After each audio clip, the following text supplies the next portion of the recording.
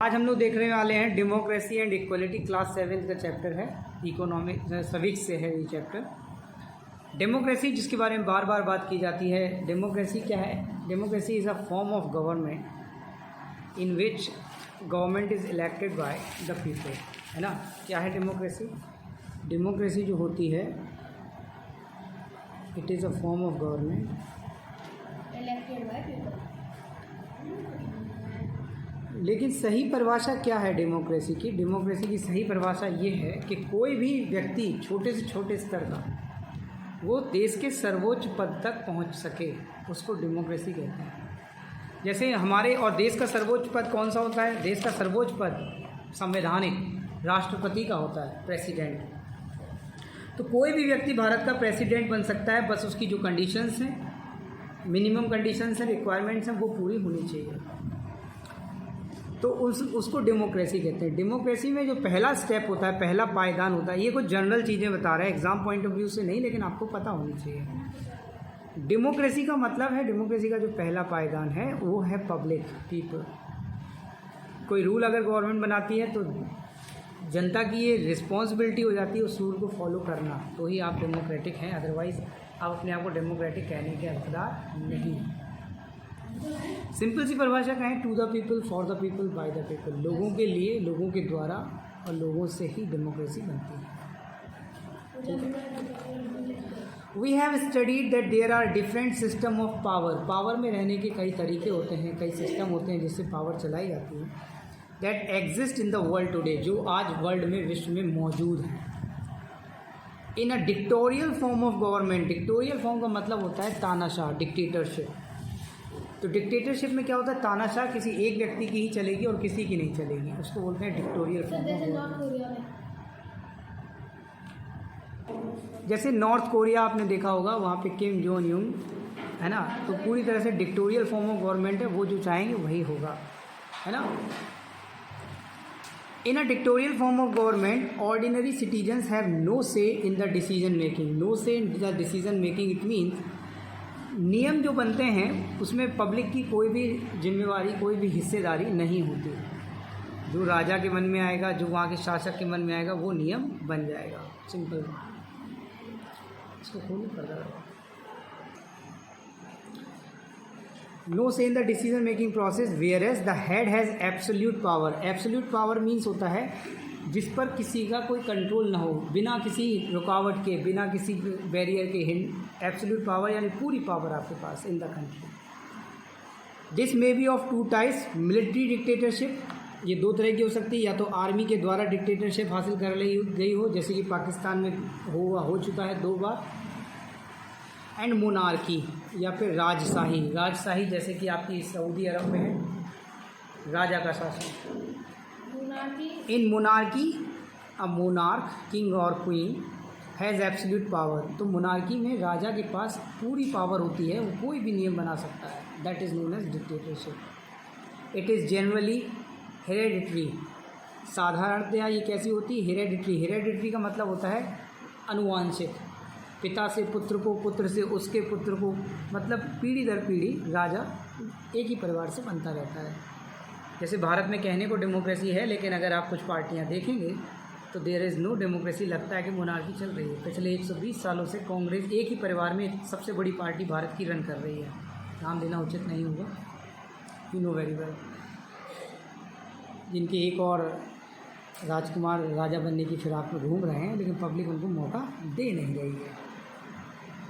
Monarchy में भी constitutional monarchy. अच्छा, कॉन्स्टिट्यूशनल मोनार्की का मतलब है कि मोनार्की तो होगी, राजा का शासन तो होगा, राजा सर्वोच्च पद पर होगा, लेकिन उसके जो नियम हैं, उसके जो अधिकार हैं, वो सीमित होंगे। और वो अधिकारों को कंट्रोल कौन करेगा? कंट्रोल करेगी कॉन्स्टिट्यूशन, यानी कि संविधान। नियमों का एक समूह बनाया जाएगा, उसके द्वारा उनके जो राजा के जो भी अधिकार हैं उनको कंट्रोल किया जाएगा। That is known as constitutional monarchy. The monarchy which is controlled by constitution of a country is known as constitutional monarchy. ठीक है, अच्छे से पढ़िएगा, ये सब आगे भी आपको देखने में मिलेंगे। और एब्सोल्यूट मोनार्की, तो मोनार्की 2 तरह की हो गई। एक हो गई constitutional which is controlled by constitution, और जिसमें राजा के जो अधिकार बहुत सीमित होते हैं, बहुत कम होते हैं। दूसरी है एब्सोल्यूट मोनार्की, जिसमें राजा के पास असीमित पावर होती है, पूरी क्षमता राजा के पास होती है, वो कुछ भी कर सकता है। जैसे Akbar.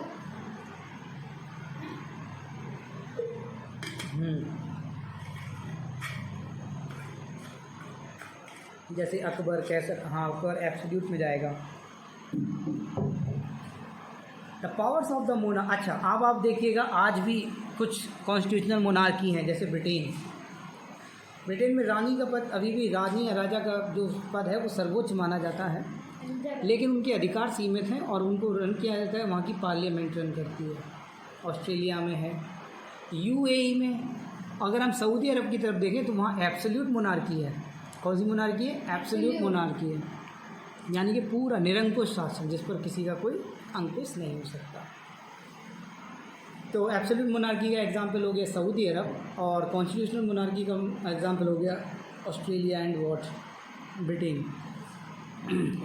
The powers of the monarch are defined by the constitution. तो कॉन्स्टिट्यूशनल मोनार्की में जो मोनार्क की पावर है वो कॉन्स्टिट्यूशन में डिफाइन होती है। भारत में जो शासन चलता है वो चलता है पार्लियामेंट के द्वारा। किसके द्वारा? पार्लियामेंट द्वारा। भारत में क्या है? डेमोक्रेसी। थियोक्रेसी, अब एक और वर्ड आता है थियोक्रेसी, एक और फॉर्म गवर्नमेंट आया। तो हमने दो फॉर्म देख लिए, मोनार्की देख लिया, डिक्टेटरशिप देख लिया, है ना। डिक्टेटरशिप को एक वर्ड है ऑटोक्रेसी। क्या कहते हैं? ऑटोक्रेसी। ऑटोक्रेसी जिसकी स्पेलिंग हो गई AUTOCRACY, वन मैन रूल। इसको क्या कहेंगे? वन मैन रूल, है ना। एब्सोल्यूट पावर होती है इसमें। क्या होती है? एब्सोल्यूट पावर होती है, ठीक है। दूसरा हमने देख लिया मोनार्की। मोनार्की दो तरह की थी, एक थी हमारी कौन सी? एब्सोल्यूट मोनार्की, ठीक है ना, और दूसरी हमारी कौन सी थी बताइए? Constitutional monarchy. कॉन्स्टिट्यूशनल मोनार्की, ठीक है। और अब आती है थियोक्रेसी। अच्छे से पढ़िएगा, बाद में बच्चों को कुछ पता नहीं रहता नाइन्थ में। थियोक्रेसी में क्या होता है कि ईश्वर के लोग क्या? पुजारी लोगों का शासन। जैसे चर्च का शासन चलता है वेटिकन सिटी पर, पहले चर्च का शासन चलता था, चर्च का ही माना जाता था जो भी है। Theocracy is a religious system of government where religious leader hold power. जो रिलीजियस लीडर होते हैं, धार्मिक जो लीडर होते हैं, वो पावर को कंट्रोल करते हैं, उन्हीं के पास पावर रहती है। Members of the majority religion make up the parliament and the government. Members of the majority religion, यानी कि जो धर्म में ज़्यादा हों, जिस धर्म के लोग ज़्यादा हों, वो पार्लियामेंट बनाते हैं और वही गवर्नमेंट फॉर्म करते हैं। अब आती है oligarchy is a style of government. एक और फॉर्म ऑफ गवर्नमेंट आती है oligarchy is a style of government in which only a few people have the power. कुछ ही लोगों के पास पावर हमेशा बनी रहती है, जैसे कि चाइना में वन पार्टी रूल है, वन पार्टी रूल, एक ही पार्टी, उन्हीं के पास शासन रहेगा। वाइल इन एरिस्टोक्रेसी, एक और आ गया एरिस्टोक्रेसी। एरिस्टोक्रेसी होता है कुलीन शासन, रईस लोग, उनके पास शासन है। Power and influence are held by a minority of people, और उनमें वो माइनॉरिटी पीपल कैसे होते हैं? बहुत पैसे वाले होते हैं। In a democracy power is held by the people. अब लास्ट में आता है, last but not the least, democracy power जो होती है वो किसके कंट्रोल में होती है? लोगों के कंट्रोल में। कैसे? कि अगर यहाँ पे राजा को बदला जा सकता है, यहाँ पे राजा को बदला जा सकता है, तो इसके कुछ फ़ायदे हैं तो नुकसान भी हैं। फ़ायदे ये कि लोगों के हाथ में शासन है, बदला जा सकता है। नुकसान भी यही कि बदला जा सकता है, क्योंकि बदलने से क्या होता है कि जो स्थिरता है उसमें कमी आती है। पॉलिसी जो बनती हैं विकास के लिए, उनमें थोड़ी सी ढिलाई आती है। सपोज़ करो आप एक कंपनी के मालिक हो और आप वहाँ भारत में बिजनेस करना चाहते हो, आप जैसे तैसे जुगाड़ लगा के अपना बिजनेस सेटअप करते हो। कल के दिन गवर्नमेंट चेंज होती है, नई गवर्नमेंट आती है, वो कहती है हम इस बिजनेस के सपोर्ट में नहीं, उठाओ बोरिया बस्ते निकलो यहाँ से। तो आप ऐसे देश में क्यों अपना करोड़ों का, अरबों का इन्वेस्ट करना चाहेंगे जहाँ पर पॉलिसी जो है वो स्टेबल ना हो? तो इसीलिए लोग कहाँ जाते हैं? चाइना की तरफ, जहाँ पे स्टेबल फॉर्म ऑफ गवर्नमेंट है, ठीक है। एक किस्सा बताते हैं। एक किस्सा है कानपुर में, एक डेमोक्रेसी का एक हिटलर ने एग्जाम्पल दिया था। हिटलर ने कहा था देखो भाई, डेमोक्रेसी जो है वो सबसे बेकार फॉर्म ऑफ गवर्नमेंट है। कैसे? हिटलर एक अपनी पार्लियामेंट में एक मुर्गा लाता है, और उस मुर्गे के सारे पंख नोच देता है सबके सामने, सारे पंख नोच देता है और फिर उस मुर्गे को ऐसे ज़मीन पे छोड़ देता है तड़पता हुआ। फिर कुछ दाने लेता है और मुर्गे को डालता है, तो मुर्गा उस दाने को खाते खाते हिटलर के पीछे चलने लगता है। तो वो कहता है कि देखो दिस इज़ डेमोक्रेसी, मैंने इस मुर्गे के पंख नोच दिए, इसको इतना तड़पाया, फिर भी ये मेरे पीछे पीछे आ रहा है। थोड़े से दाने डालो, लोग पीछे आने लगते हैं। यही है डेमोक्रेसी और यही हो रहा है भारत में भी। बस हम भारत में लोगों के सारे अधिकार सब कुछ छीन ले रहे, शिक्षा नहीं दे रहे ढंग से, जॉब निकल नहीं रही, जॉब निकले भी कहाँ से, आबादी इतनी ज़्यादा। लेकिन बस चुनाव आएंगे तो फ्री में लैपटॉप बांट देंगे, फ्री में अनाज बांट देंगे, फ्री में ये बांट देंगे, फ्री में वो बांट देंगे, और हम लोग क्या कर लेंगे, गुणगान करने लगेंगे। जो वास्तविक ज़रूरत है वो नहीं देंगे। यूपी में कब से भर्ती नहीं आई। तो ये सब चीज़ें हैं। तो फ़ायदे हैं तो हर चीज़ के नुकसान भी हैं। Every coin has two sides. अब देखिए, the world democracy comes from a Greek word demokratia. Greek यूनानी शब्द से आया डेमोक्रेटिया से, जिसका मतलब होता है पीपल्स पावर, यानी कि लोगों की ताकत। Democracy is a system of government that involves all the citizen sharing power. ये एक ऐसी सिस्टम ऑफ गवर्नमेंट है जिसमें हर सिटीजन के पास पावर को शेयर करता है, वोट के फॉर्म में। किसके फॉर्म में? वोट के फॉर्म में। In the words of Abraham Lincoln, democracy is the government of people, by the people and for the people. Who said this? Abraham Lincoln ने कहा था, ऑफ लोगों के लिए, लोगों के द्वारा और लोगों से डेमोक्रेसी होती है। So democracy is a government which depends on the consent of people, जो लोगों की सहमति पर निर्भर करती है। सहमति हम देते हैं किसके थ्रू? सहमति देते हैं वोट के थ्रू। किसके थ्रू? वोट के थ्रू सहमति देते हैं। हमें इस गवर्नमेंट का काम पसंद आएगा हम दोबारा चुन लेंगे, काम पसंद नहीं आएगा तो हम गवर्नमेंट चेंज कर देंगे। तो people have the power to change the ruler, that is democracy. लोगों के पास ताकत होती है रूलर को चेंज करने, ठीक है ना। अब बात कर लेते हैं थोड़ा हिस्ट्री ऑफ डेमोक्रेसी, क्या हिस्ट्री है तो देखते हैं भाई। Democracy originated by the Greek city of Athens 22,500 years ago. Male citizens of Athens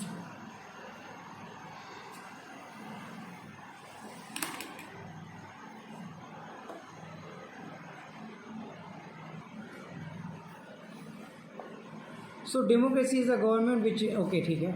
Male citizens of Athens gathered together about 40 times a year to take decisions.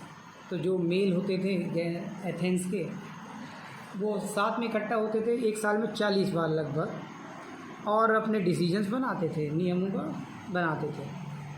This was called people's assembly. इसको क्या कहा गया? Peoples assembly. Assembly means होता है एकत्रीकरण, इकट्ठा होना। Women, foreigners and slaves were not allowed to participate in decision making process. महिलाएं, विदेशी लोग और गुलाम जो दास होते थे, they were not allowed to in decision making, उनको परमिशन नहीं थी।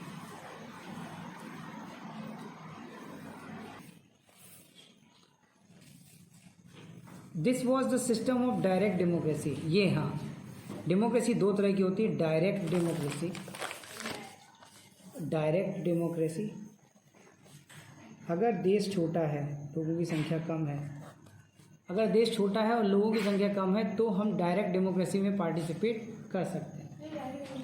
डायरेक्ट डेमोक्रेसी का मतलब होता है कि कोई डिसीजन बनाना है तो पीपल डायरेक्ट पार्टिसिपेट करें। व्हेन पीपल पार्टिसिपेट जैसे पुर्तगाल में कर सकते हैं डायरेक्टली इन डिसीजन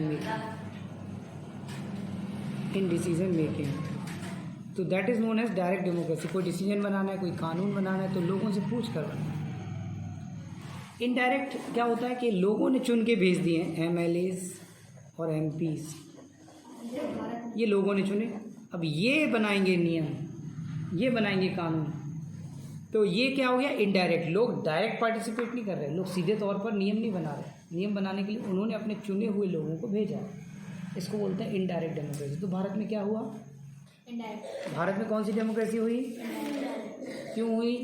क्योंकि भारत में चुने हुए लोग नियम बनाते। कौन बनाता है नियम? एमएलए और एमपीज। कहाँ बनते हैं नियम? संसद में, पार्लियामेंट में। तो ये क्या कहा गया एथेंस में जो था वो, that was the part of system of direct democracy which was feasible due to less number of people participating in the decision making voting. ठीक है, ये तभी काम कर सकती है जहाँ पर नंबर लोगों का कम हो। भारत जैसा देश जो नंबर 1 है पॉपुलेशन में। अब देखो आगे, डेमोक्रेसी जो है, democracy developed rapidly during Roman empire. Roman empire का जब रोमन का शासन था, रोमन लोगों का, तो डेमोक्रेसी बहुत तेज़ी से बढ़ी।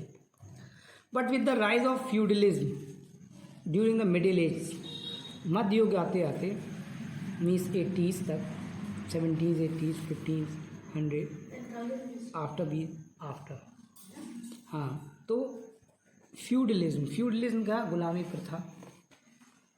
अगर किसी ने कर्जा ले लिया तो उसको काम करना पड़ेगा बिहाफ में पिता की तरफ से।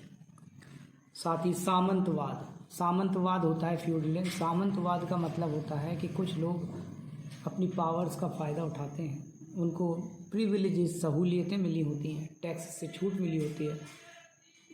तो जब से सामंतवाद आया तब से डेमोक्रेसी जो है वो ख़त्म होने लगी। तो democracy was forced back as the power of the king and the nobles increased. राजा की पावर बढ़ने लगी, ठीक है, क्लियर, और नोबल्स की संख्या बढ़ने लगी। नोबल्स कौन होते थे? जो रईस लोग होते थे। In England king was forced to sign a document call Magna Carta. What is this? तो मैग्ना कार्टा के through which restricted the power of king. According to this, king had to obey the law like all other people, and in case the law was broken by the king, he might to be removed by the nobles. तो nobles के द्वारा, अगर राजा, इसके Magna Carta के द्वारा ये बात हुई कि राजा को भी लोगों की तरह नियमों का पालन करना होगा। अगर राजा नियम को तोड़ता है तो नोबल्स के द्वारा उसको रिप्लेस कर दिया जाएगा, हटा दिया जाएगा, किसी और को राजा बना दिया जाएगा। The nobles formed a council to act as a controlling body on the power of the king. तो nobles ने एक काउंसिल बनाई, समिति बनाई, जिसके थ्रू कंट्रोल किया गया पावर ऑफ द किंग, राजा की शक्तियों को कंट्रोल किया गया। कौन करता था कंट्रोल?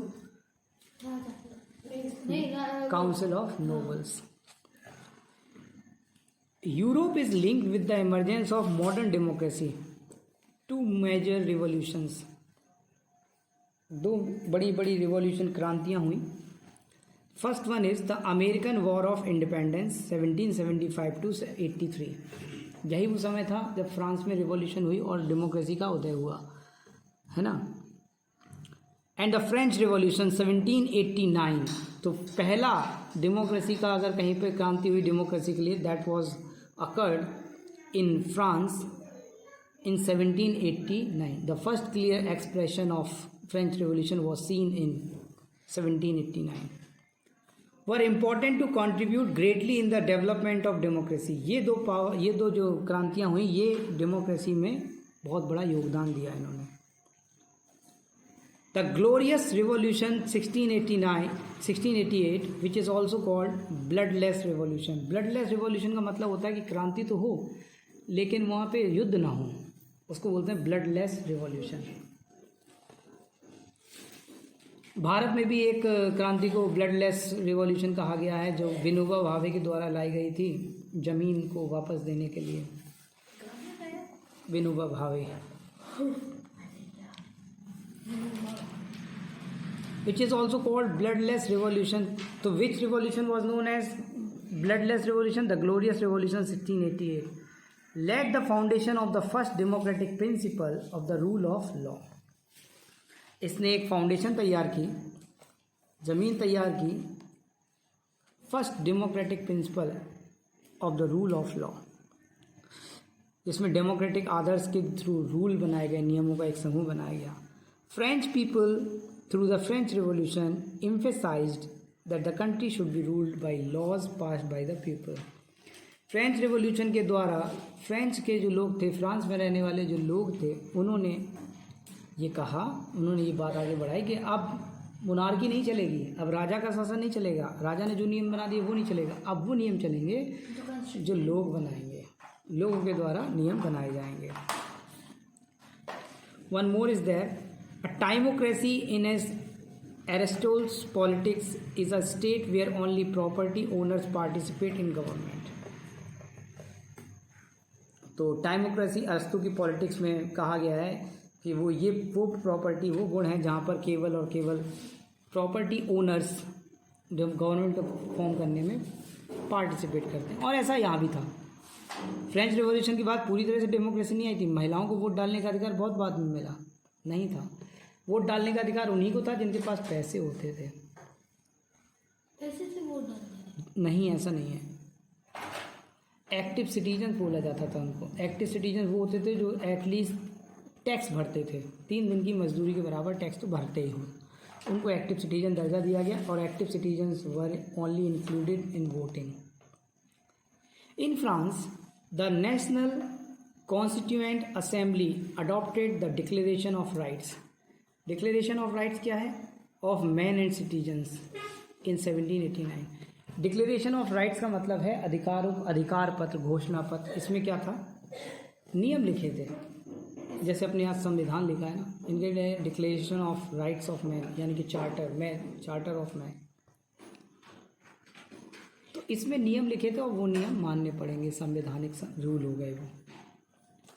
तो इसके according which recognize that all man are equal by nature and before the law. सभी पुरुष इक्वल हैं नेचर के द्वारा एंड बिफोर द लॉ, और कानून के सामने सब बराबर। पुरुष की बात हो रही है। MAN लिखा होता तो हम कहते थे ऑल मैन, यानी कि सभी की बात हो रही है, मैन वुमेन सब। लेकिन MEN लिखा है तो सिर्फ पुरुषों की बात हो रही है। MAN लिखा होता तो सब आ गए, पूरी मानव जाति आ जाती। MEN लिखा है मीन्स पुरुषों की बात हो रही है।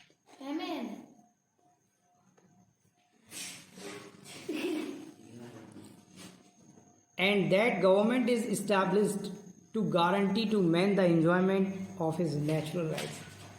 और गवर्नमेंट जो है वो इस्टेब्लिश की गई है ये गारंटी करने के लिए कि सभी पुरुष to man the enjoyment of his natural rights, अपने प्राकृतिक अधिकारों का आनंद ले सकते हैं। कोई इसको रोक नहीं सकता। वो उनके फंडामेंटल राइट्स हैं, मूल अधिकार क्या हैं? These rights are equality, liberty, security and property। कौन कौन से थे?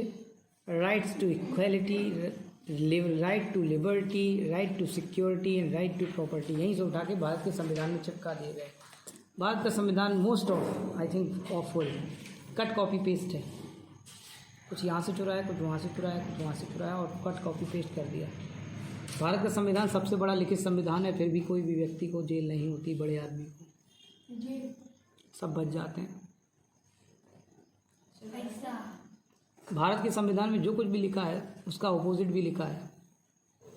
जैसे प्रिम्बल ऑफ कॉन्स्टिट्यूशन कहता है we have rights, all have equal opportunity, all have equality for opportunity to opportunity of jobs and education. और दूसरे ही पल अगर ये लिखा है आरक्षण, रिजर्वेशन। क्या रिजर्वेशन इक्वलिटी करता है? नहीं करता। तो बस कॉन्स्टिट्यूशन इज कॉन्स्टिट्यूशन। आगे देखो। Later on in the 19th and 20th centuries the idea of democracy further developed in new dimensions। बाद में 19th और 20th centuries में the idea of democracy further develop, आगे और डेवलप होता है in new dimensions when it was felt that equality as established in the democracy should be extended। Equality establish की जाएगी इन द डेमोक्रेसी, डेमोक्रेसी में equality बनेगी, रहेगी, समानता रहेगी। Should be extended from political field to economic and social life of the people. यानी कि राजनीतिक फील्ड से लेकर, सिर्फ राजनीति में नहीं बल्कि इक्वलिटी रहेगी इकोनॉमिक फील्ड में भी, सभी को व्यापार करने का अधिकार होगा समान रूप से, और सामाजिक जीवन में भी इक्वलिटी रहेगी। सामाजिक जीवन में इक्वलिटी तभी आ सकती है जब इंटरकास्ट मैरिज से होगी। अदरवाइज इक्वलिटी की सिर्फ कागज में लिखा है, कोरी कल्पना है, बकवास है।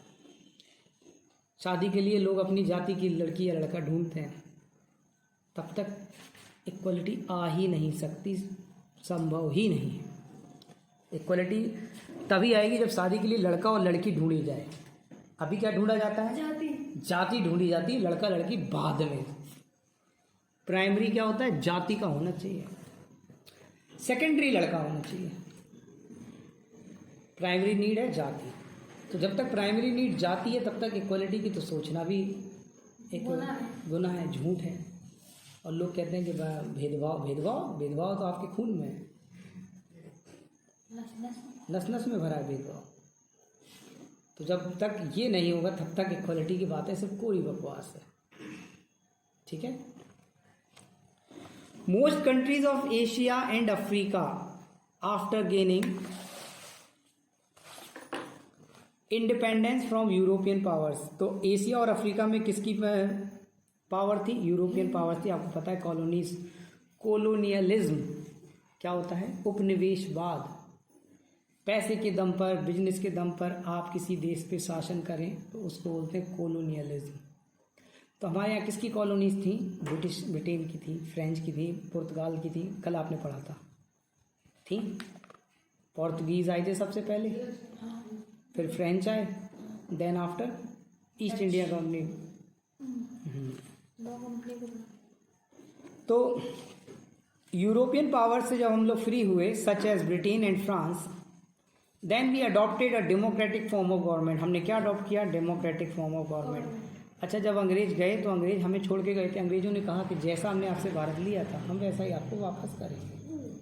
तो जब अंग्रेज आए थे तब क्या था? राजतंत्र, मोनार्की था, डिफरेंट स्टेट्स थे। तो उसी फॉर्म में उन्होंने वापस किया। बाद में एनेक्सेशन के थ्रू भारत को एक किया गया। इसीलिए सरदार पटेल को कहते हैं स्टैचू ऑफ यूनिटी बनी उनकी, एकता का प्रतीक, क्योंकि ये जिम्मेदारी उन्हीं को सौंपी गई थी। This was due to various factors including the belief of the people that democracy was the best form of government. लोगों का ऐसा मानना था कि डेमोक्रेसी जो है that is the best form of government, सबसे अच्छा गवर्नमेंट का फॉर्म है। ठीक है, आगे देखो। Other factors included social, economic and political conditions of these countries. और दूसरे फैक्टर्स क्या थे कि यहाँ की सोशल, सामाजिक, आर्थिक और राजनीतिक जो कंडीशंस थी वो भी डेमोक्रेसी की मांग पर ही निर्भर थी। क्योंकि डेमोक्रेसी इसलिए क्योंकि यहाँ पर बहुत ज़्यादा बहुत गरीब था और सामंतवाद कहीं ना कहीं था इधर। तो उस गरीब को भी मौका मिले, वो गरीब भी अपनी उन्नति कर सके हर तरीके से, इसलिए डेमोक्रेसी जरूरी है। ठीक है। When the people of countries suffered a lot due to social and economic inequalities and having no share in power, they had a hope in democracy to enjoy freedom, rights, privileges and participation in the government. जब किसी देश में लोग suffered a lot, कई बहुत ज़्यादा उन्होंने भुगता हो, बर्दाश्त किया हो, सफ़र किया हो, तकलीफ़ें झेली हों, due to social and economic inequality, सामाजिक भेदभाव और इकोनॉमिक भेदभाव की वजह से। भारत से कहीं ज़्यादा भेदभाव अमेरिका में था, अफ्रीका में था, कहीं ज़्यादा। यहाँ पे जाति के आधार पर कम से कम बाज़ार में बेचा तो नहीं जाता था। वहाँ पे काले लोगों को रस्सी में बांध, चेन में बांध कर जानवरों के साथ तो अच्छा सलूक होता था, उससे भी ज़्यादा बदसलूकी के साथ उनको बेचा जाता था। बाज़ार से आप खरीद ले जाइए, आपको जो काम करवाना है करवाइए। फिर भी वहाँ जब गृह युद्ध हुआ उसके बाद जब उनको डेमोक्रेसी आई तो वहाँ पर रिजर्वेशन नहीं लगा। आज वहाँ पे सब तरक्की कर रहे हैं, यहाँ पे अभी भी रिजर्वेशन। आप ही बताओ, रिजर्वेशन अच्छा है, हम रिजर्वेशन का विरोध नहीं करते पर्सनली। रिजर्वेशन एक बहुत ही वैसा मुद्दा है। एक डॉक्टर है जिसको 100 नंबर लाना है, एक डॉक्टर है जो 60 नंबर लेके आया है। यानी कि 100 वाले को 100 चीज़ें आती हैं, 60 वाले को 60 चीज़ें आती हैं। इसको 40 चीज़ें नहीं आती जो इसको आती हैं। आप किससे इलाज कराना प्रेफरेंस करोगे? जिसको 100 चीज़ें आती हैं। लेकिन ये बाहर हो जाता है और ये डॉक्टर बन जाता है, ये बाहर हो जाता है और ये डॉक्टर बन जाता है। ये जाता है प्राइवेट हॉस्पिटल में क्योंकि ये भाई सरकारी नहीं बन पाया, और ये जाता है सरकारी में। तो फिर आपके पास पैसा होता है तो आप कहाँ जाते हो इलाज कराने? प्राइवेट। जितने भी सरकारी टीचर हैं सबको जॉब सरकारी चाहिए सब, लेकिन सबके बच्चे पढ़ते हैं प्राइवेट स्कूल में। 70,000 मिलते हैं सरकारी टीचर को, उससे क्यों नहीं पढ़वाते अपने बच्चे? क्योंकि उन्हें खुद मालूम है कि सरकारी में पढ़ाई नहीं होती, उन्हें खुद मालूम है। वो किससे पढ़वाते हैं? जिसको 5,000 रुपये मिलते हैं, क्योंकि इन्हें भी मालूम है कि सरकारी में नहीं हो रही पढ़ाई, और ये प्राइवेट में पढ़ाते हैं और चाहते हैं कि बच्चे की नौकरी सरकारी लगे, नौकरी सरकारी ही लगे। पढ़ेंगे प्राइवेट में, हॉस्पिटल जाएंगे प्राइवेट, मॉल जाएंगे प्राइवेट। सरकारी मॉल कब सरकारी सुविधाएं नहीं लेंगे। सरकारी सुविधा में क्या लेंगे? पैसा कहीं से मिल रहा हो किसी सुविधा का, वो ले लेंगे, वो ले लेंगे। एक इलाज कराने की बात आएगी तो जाएंगे कहाँ? रीजेंसी हॉस्पिटल, हैलेट नहीं जाएंगे, हैलेट नहीं जाएंगे। This is the reality. और अगर प्राइवेटाइजेशन होता है ज़्यादा से ज़्यादा तो फिर सब विरोध करेंगे। जब आपको सभी चीज़ें प्राइवेट चाहिए तो प्राइवेटाइजेशन होने दो, what is wrong in that? अरे वो अलग बात है, छोड़ो उसको। ओके, आगे देखो। सम पावरफुल डेमोक्रेटिक कंट्रीज, तो ऐसा माना गया कि भैया जब लोगों के ने बहुत ज़्यादा सफ़र किया, तकलीफ़ें झेली हैं सोशल और इकोनॉमिक इनइक्वालिटी की वजह से, सामाजिक भेदभाव, सामाजिक रूप से इनइक्वालिटीज़ थी, जाति के आधार पर, इकोनॉमिक आधार पर इनइक्वालिटीज़ थी, पैसे के आधार पर, and having no share in power, और पावर में कोई शेयर नहीं था, पावर में कोई योगदान नहीं था। दे हैड अ होप, उनको एक आशा थी कि डेमोक्रेसी जब आएगी तो हम भी फ्रीडम का आनंद ले सकते हैं, अपने अधिकारों का मज़ा ले सकते हैं और सहूलियतें हमें भी मिलेंगी। And we also can participate in the form of government, तो जब हम गवर्नमेंट में फॉर्म करने में पार्टिसिपेशन करेंगे तो हमारा भी कुछ सुनवाई होगी। ऐसा हुआ भी, ऐसा हुआ भी। जाति के आधार पर कुछ पार्टियां बनी तो सभी को एक पहचान मिली, आइडियोलॉजी, उनकी भी आइडियोलॉजी सुनी गई, उनकी विचारधारा, उनकी बातें भी मानी गई, लेकिन उसको सही से लागू नहीं किया गया। इसका कुछ लोगों को बहुत ज़्यादा फ़ायदा हो गया और कुछ अभी भी वहीं के वहीं हैं। इसके लिए ज़रूरी है शिक्षा का फैलाना, शिक्षा जब तक, दूसरी चीज़ शिक्षित होना, ज़्यादा से ज़्यादा शिक्षित कीजिए। शिक्षा का मतलब किताबी ज्ञान नहीं होता, सामाजिक ज्ञान होता है। जब सामाजिक ज्ञान आपको सही से हो जाएगा तो ये भेदभाव भी अपने आप मिटने लगेंगे। शहरों में भेदभाव मिट रहे हैं क्योंकि शिक्षा कहीं ना कहीं शहरों में थोड़ी सी ज़्यादा हो रही है। Some powerful democratic countries have taken the task of promoting democracy in the world.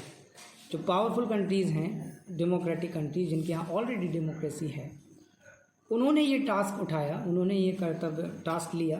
क्या टास्क लिया? कि हम प्रमोट करेंगे किसको? डेमोक्रेसी को पूरे विश्व में, जो कि USA and its allies, allies में तो है सहयोगी देश, मित्र देश, अटैक्ड इराक, इराक पर हमला किया, in order to liberate the people of Iraq and to establish democracy in the country. तो अमेरिका ने और उसके सहयोगी देशों ने इराक जैसे देशों पर हमला किया और वहाँ पर डेमोक्रेसी स्थापित की। तो ये भी वर्ल्ड पॉलिटिक्स है, कहने की बातें हैं। अगर आपको इतनी डेमोक्रेसी से प्रेम है तो सऊदी अरब पे भी हमला कर दीजिए, वहाँ भी तो एब्सोल्यूट मोनार्की है, लगवाइए वहाँ democracy.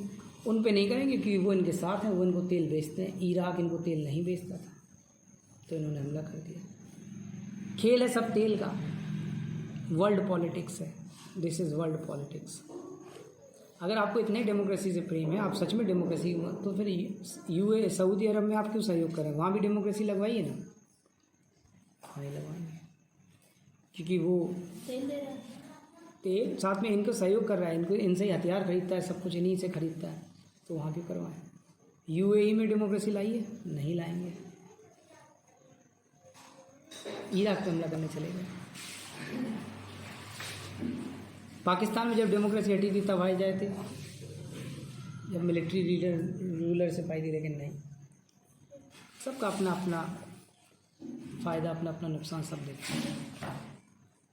India after gaining independence, एक बार इंडिपेंडेंस गेन करने के बाद from the British in 1947 became a democratic republic.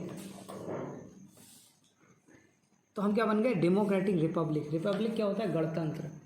जहाँ पर संविधान हो, जहाँ पर लिखित नियम हो, उसको बोलते हैं डेमोक्रेटिक रिपब्लिक. ठीक है. तो जब हमारा संविधान है तो हम क्या हो गए? Republic.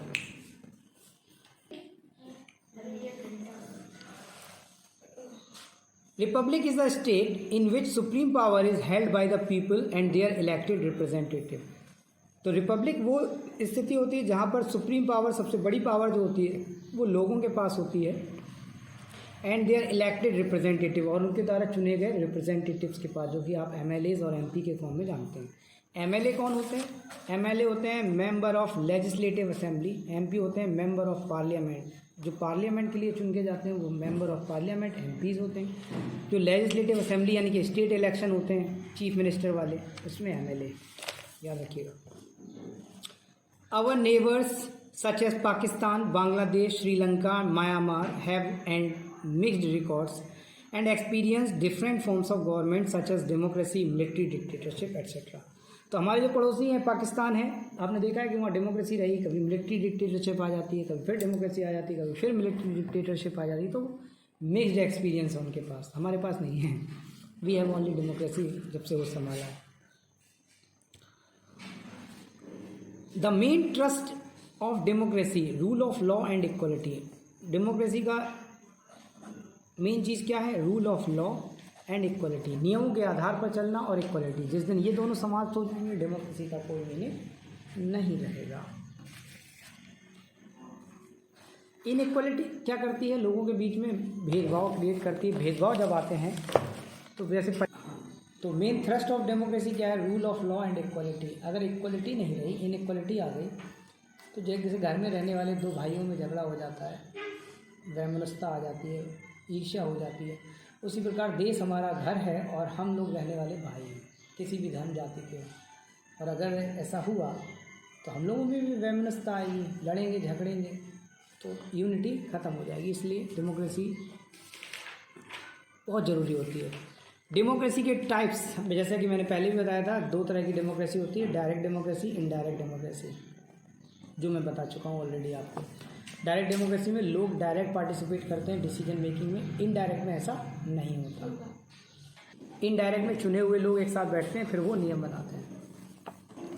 Different forms of democratic government. The following forms of democratic government exist in the world. First is parliamentary form of government. कि इसमें क्या होता है कि पार्लियामेंट में लोग चुन के जाते हैं, फिर वो लोग लीडर चुनते हैं, वो लोग लीडर चुनते हैं, वो लीडर प्राइम मिनिस्टर बनता है. डायरेक्ट प्राइम मिनिस्टर नहीं चुना जाता. दूसरा होता है प्रेसिडेंटियल फॉर्म ऑफ गवर्नमेंट. इसमें डायरेक्ट प्रेसिडेंट को लोग वोट करते हैं कि ये हमारा प्रेसिडेंट बनेगा. पहले आंतरिक चुनाव होते हैं, इंटरनल इलेक्शन होते हैं पार्टी के अंदर. इंटरनल इलेक्शन होने के बाद दो लीडर निकल के आते हैं, 2 या 3, है ना. देखो, पार्टी सिस्टम भी होता है, multi party system, 2 party system. तो हमारे यहाँ मल्टी पार्टी सिस्टम में कितनी भी पार्टी बना दो. अमेरिका में 2 पार्टी सिस्टम. तो लोगों के पार्टी के अंदर से पहले इलेक्शन होते हैं, फिर जो लोग चुन के आते हैं उनको लोग वोट करते हैं. ठीक है, पार्लियामेंट्री फॉर्म ऑफ गवर्नमेंट.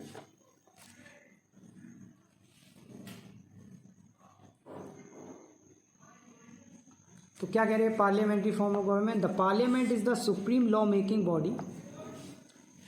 तो सुप्रीम लॉ मेकिंग बॉडी कौन है? पार्लियामेंट है.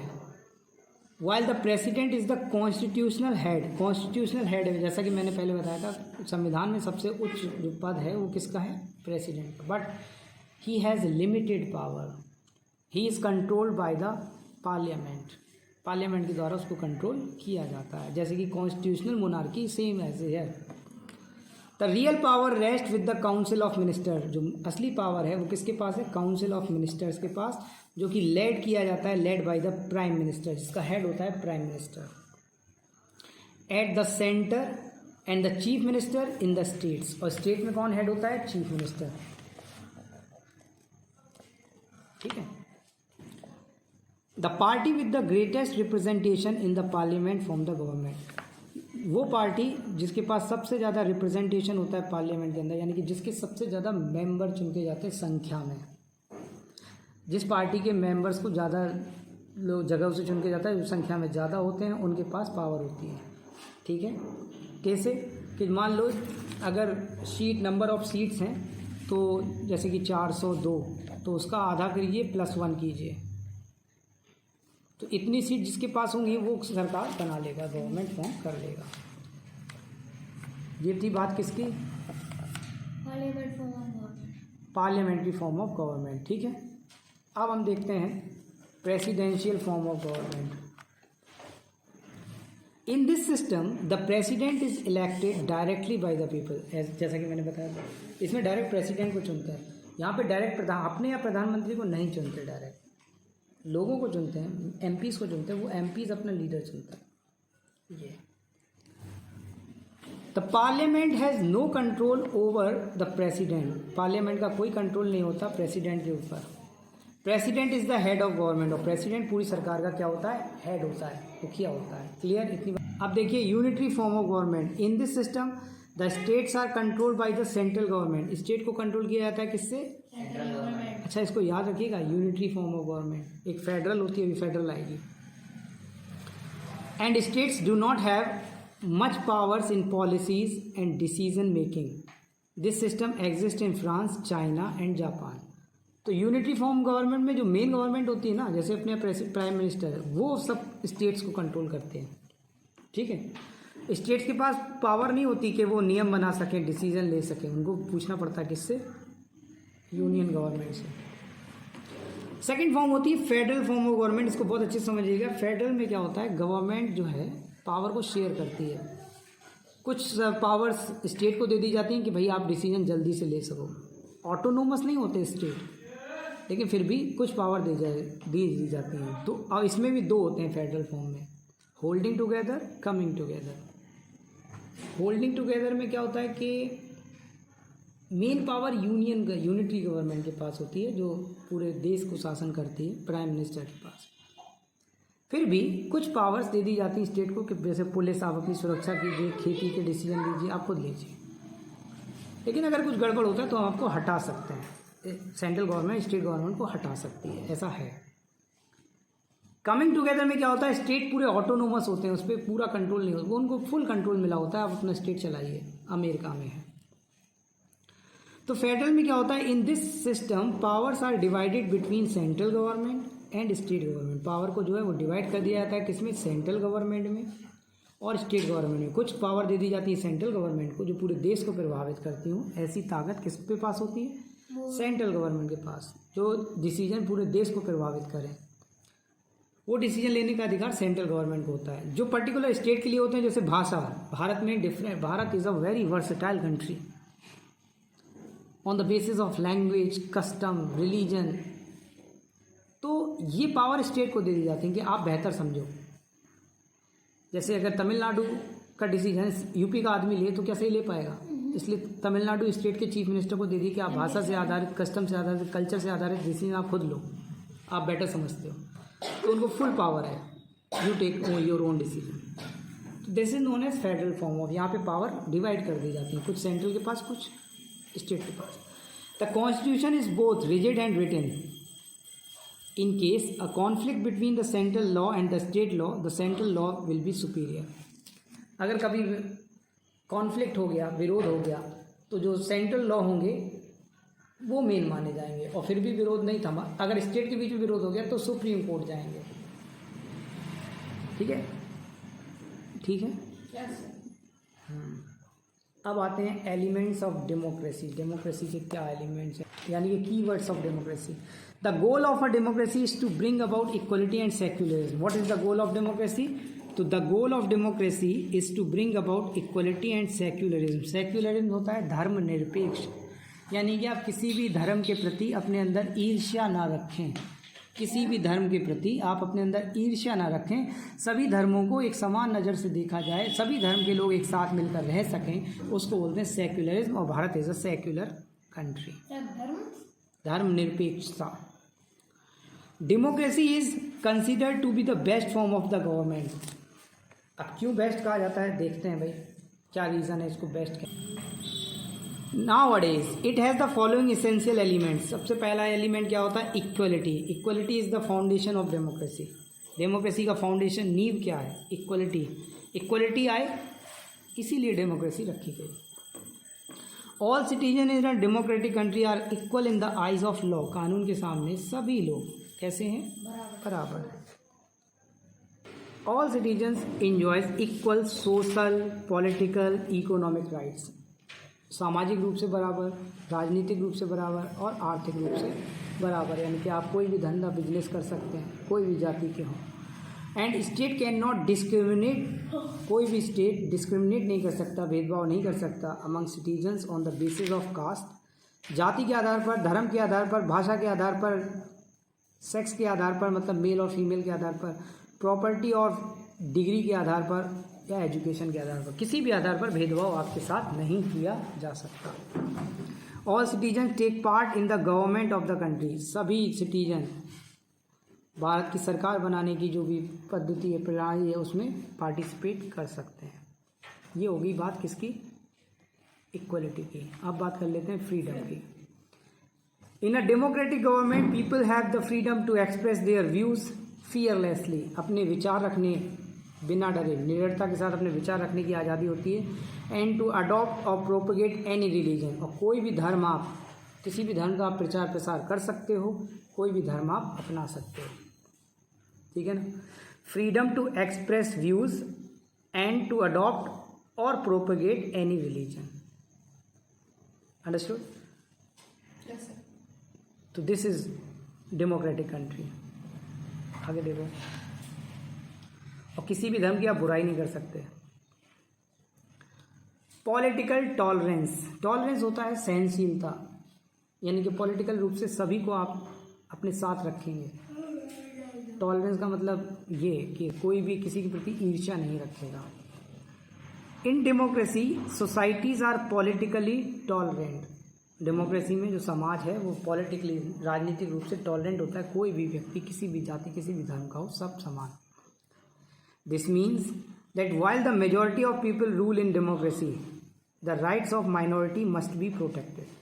इसका मतलब ये है कि जब भी मेजॉरिटी लोगों का जो संख्या ज़्यादा हो, जैसे भारत में हिंदू से ज़्यादा है, तो जैसे इनका शासन है, प्राइम मिनिस्टर हिंदू है, चीफ मिनिस्टर हिंदू है मोस्ट ऑफ द स्टेट्स में, तो ऐसा नहीं है कि जो माइनॉरिटी में रहने वाले हैं, मुस्लिम्स हैं, क्रिश्चियंस हैं, इनके अधिकारों का डिस्क्रिमिनेट किया जाए। वो भी समानता के साथ रह रहे कि नहीं रह रहे? भारत में कोई दिक्कत है?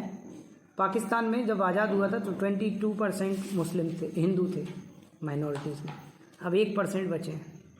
हाँ, 21% कहाँ गए? या तो मार दिए गए या कन्वर्ट कर दिए गए।